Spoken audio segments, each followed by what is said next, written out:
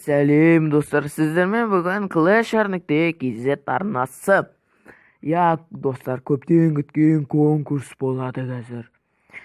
Достар, мен конкурс ұйымдастырып жатырмын. Бір сөзбен айтқанда, ВК группада 1000 подписчик болды. Сосын YouTube каналда біз неше болдық? 200-ден жоғары болдық. Бұл өте керемет көрсеткіш. 3 ай болды, YouTube канал ашқаныма. Қателеспесем, көрсеткіш өте керемет. Маған ұнады. Сіздерге 1000 алғыс. Конкурс ұйымдастырамын. Алдыда 16 желтоқсан келе жатыр, және жаңа жыл келе жатыр. Бүгін 7 желтоқсан. Конкурс 1 ай 10 күнге созылады. Яғни конкурс 17 қаңтарда аяқталынады. Сол күні мен жеңімпазды анықтаймын рандом арқылы. Ал біз конкурстың дәмді де призеріне келеміз. 1-ші орын TH8 аккаунт 77-ші уровень. Міне осы аккаунт. Мен қазір ойнап жатырмын дәлел көзінше. Дәлел ретінде, то есть. Сосын орташа аккаунт деуге де болады, нормально. Сол аккаунт. 2-ші орын мен 3-ші орынға бір сыйлық 500 кристалдан. Мысалы, 3-ші орын алдық дейік, бір адам. Оны мен оған қалай беремін? Мысалы, адам маған, жаңа орын алған адаман аккаунтының логин мен паролін береді. Мен оған кристалл зачислить етіп берем. Кристалл салып берем. Немесе ол адам мені кидок деп ойласа, мен оған киви кошелегіне, мысалы қазір қарайық, 500 кристалл 1500 теңге тұрады. Жаңағы 2-ші, 3-ші орын алған адамдарға мені кидок деп ойласа, мен кидок емеспін, гарантия бар. Немесе ойлап қалса, мен ештеңе демеймін. Сол киви кошелегіне 1500 теңге салып жіберем. Ал 1-ші орын алған адамға осы аккаунттың логин мен паролін беремін. Ал конкурстың шарттарына келетін болсақ, қазір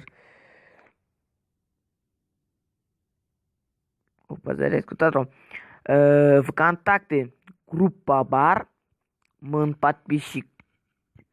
Сол группаға тіркелу. Мен осы группаның ссылкасын видеоның астында описанияға қалдырамын, тіркелеміз.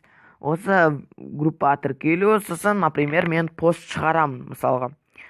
Конкурс деп, осы видео шыққаннан кейін. Сосын комментарийге, екіншісі, комментарийге, мысалы, рет бойынша жазамыз. Мысалы, бір адам деге, 1 деп жазды конкурсқа қатысатын адам, ал сіз 2-ші деп жазуыңыз керек. Ал басқа адам 3-ші деп жазу керек.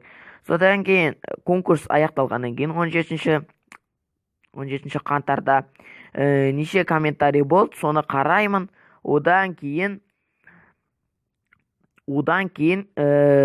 сосын комментарийінің санын қараймын.